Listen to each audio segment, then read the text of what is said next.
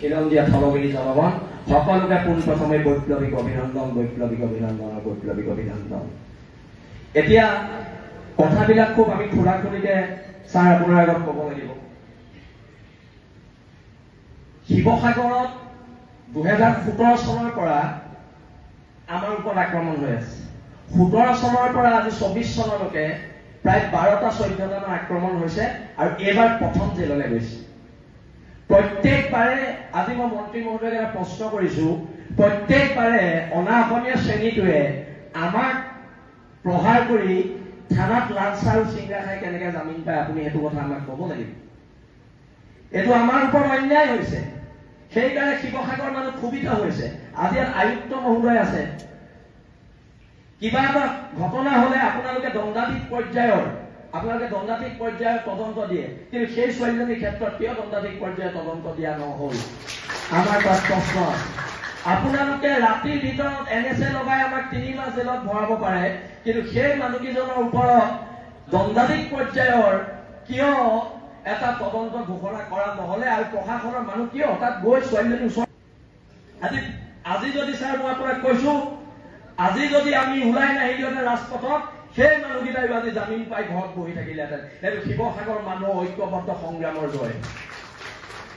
আজি আপোনালোকে জাতি মাতি ভেটিৰ কথা কয়, দিছপুৰৰ মস্তত দখল কৰিছে।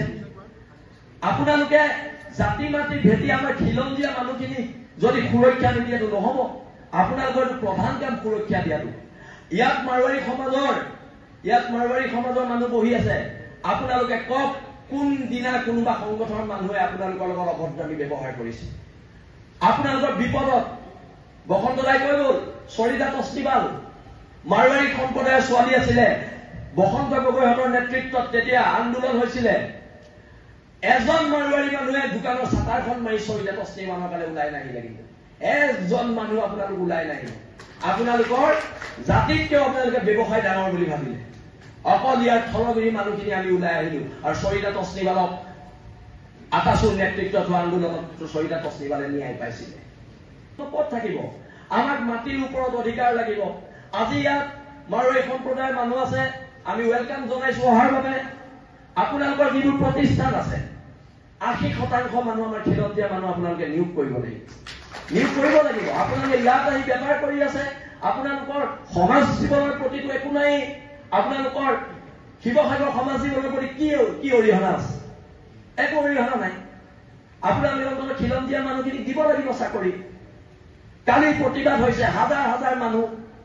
কোনোবাই আপোনালোকক কিবা এটা বেয়াকে কৈছে নেকি? আইনখন সকলোৰ কাৰণে সমান হব লাগিব। আপোনালোকে বহিৰাগত মানুহ এটাক ধমকি লবৰ কাৰণে 2টা PSO দি দিলে, মোক চব জেগাৰ পৰা মাৰিম কেছ দি আছে। আপোনালোকে আকৌ মোৰ PSO কেইটা নাই। এইবোৰ নহব। নিৰাপত্তা মোকো দিব লাগিব, হয় নহয়? মই খিলঞ্জীয়া ভূমিপুত্ৰ মানুহ, মোকো নিৰাপত্তা দিব লাগিব। আপোনালোকে যদি ৰাজস্থানৰ মানুহজনক নিৰাপত্তা দিছে, আৰে ভাই মোক নিৰাপত্তা লাগিব, মোৰ অধিকাৰ হয় এইটো।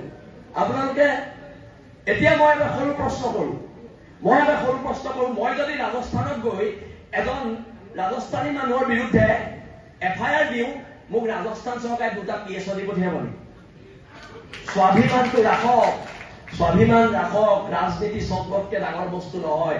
আমাৰ সমাজ ডাঙৰ বস্তু, জাতি ডাঙৰ বস্তু, ৰাজনীতি বহুত তলৰ বস্তু।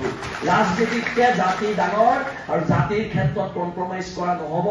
আৰু এতিয়া GP সিং ডাঙৰীয়ালৈও প্ৰশ্ন আছে যে আমাৰ নিৰাপত্তাবোৰ কি হব? আৰু এতিয়া দেখোন চব যদি অনা অসমীয়া মানে মোৰ এগেইনষ্টত কেছ দি 2টা PSO পাই থাকে, অসমত আমাৰ নিৰাপত্তা দিবলৈ পুলিচে নাইকিয়া হব। সেইকাৰণে মই কৈছো, আপোনালোকে কেবিনেটত সিদ্ধান্ত লওক যে আমাৰ উজনি অসমৰ খিলঞ্জীয়া মানুহৰ মাটি ছেভ কৰিব লাগিব। উজনি অসমৰ মাটিখিনিৰ ওপৰত আপোনালোকে এখন আইন আনক। আৰু যদি হিমন্ত বিশ্ব শৰ্মাৰ লগতো আমি আলোচনাত বহিবলগীয়া হয়, আমি আলোচনাত বহিম। কিন্তু মই পুনৰ কৈছো, আপুনি এজন জনজাতীয় মানুহ।